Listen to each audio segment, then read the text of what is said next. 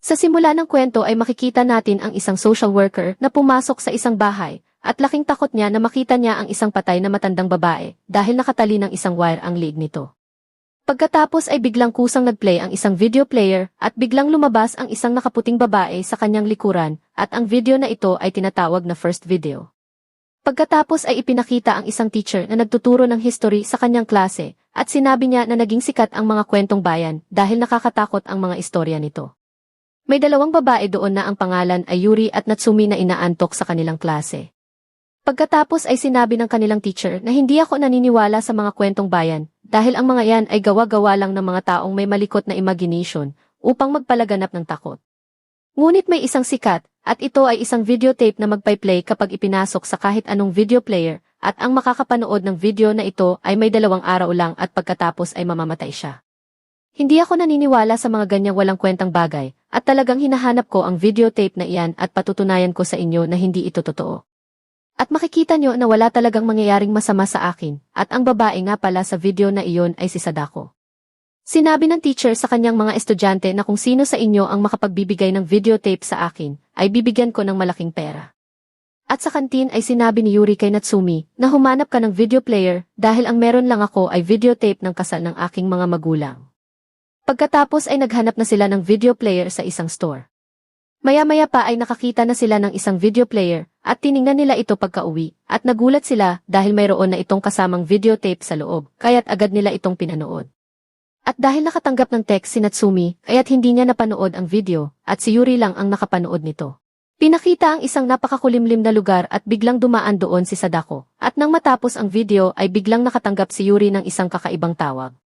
Maya-maya ay biglang nakita ni Yuri si Sadako sa likod ni Natsumi kaya't nagsisigaw siya sa takot. Pagkatapos ay ipinakita ang store kung saan nabili nila Yuri ang video player.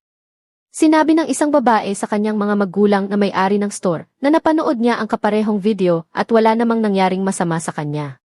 Pagkatapos ay pumanik na sa itaas ang kanilang anak na babae at bigla itong tumalon kaya't namatay ito nang dahil sa sobrang pagdurugo. Pagkatapos ay ibinalik nila Yuri sa shop ang videotape, ngunit sinabi ng mag-asawa na isang sumpa ito, at nakuha lang namin ito sa bahay ng isang matandang babae, mabuti pang itapon nyo na lang dahil madami ng pinatay na tao ang bagay na iyan.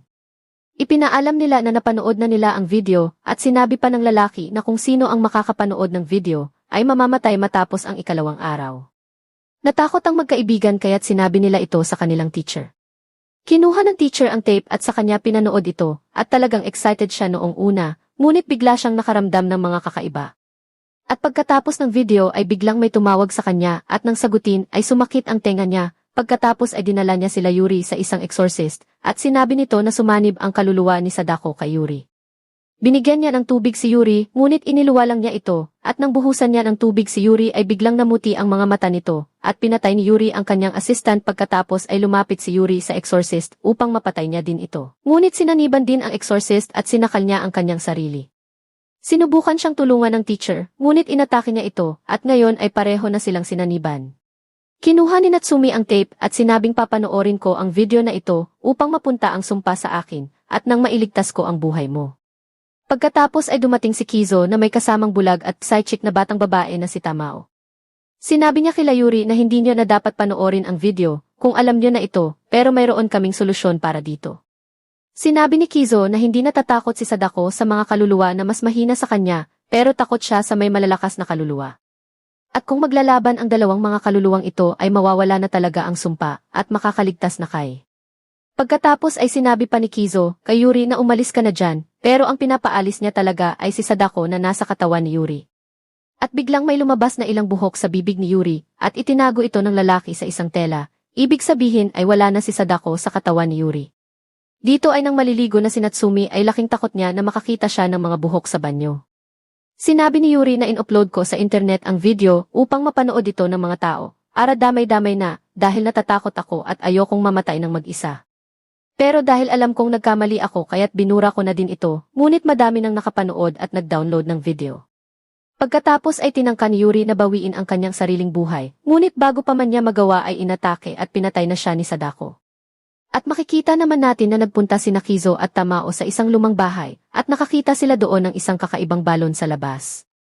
Pagkatapos ay sinabi ni Kizo kay Suzuka na huwag kang papasok sa bahay dahil mamamatay ka. Kinagabihan ay makikita natin si Suzuka na nakatingin sa labas ng bintana at nakita niya sa haunted house ang kaluluwa ng isang bata. Agad niyang pinuntahan ito at nang marinig siya ng kanyang mga magulang ay sinundan siya ng mga ito. Biglang nagsisigaw sa takot si Suzuka nang makita niya si Toshio. At pagdating ng kanyang mga magulang ay pinatay ni Toshio ang kanyang ama at pagkatapos ay nakita nilang unti-unting bumababa si Kayako sa hagdan. Pagkatapos ay dumating si Kizo at Tamao at inilagay nila sa pinto ang isang bag kung saan lumabas ang mga buhok ni Sadako at nagsimula itong pumaikot sa katawan ni Kayako pero biglang hinila ni Kayako ang ina ni Suzuka. Pagkatapos ay sinabi ni Kizo kay Suzuka na nasa ilalim ka na ngayon ng sumpa ni Kayako. Sa bahay ay tinanong ni Suzuka kay Natsumi kung papaano nila maaalis ang sumpa. Pero sinabi ni Natsumi na nasa ilalim ka na ng sumpa ni Kayako at kailangan mong mapanood ang video upang mas lumakas ang sumpa at nang makuha mo din ang sumpa ni Sadako. At pupunta din ako sa bahay na iyon upang makuha ko din ang sumpa ni Kayako at kung pupunta ka din doon ay magsasalubong si Sadako at Kayako. At maari silang maglaban upang tapusin nila ang isa't isa at tayo ang makikinabang kung mawawala na ang sumpang ito dahil hindi natin sila kayang patayin at sila lang ang makakagawa nun.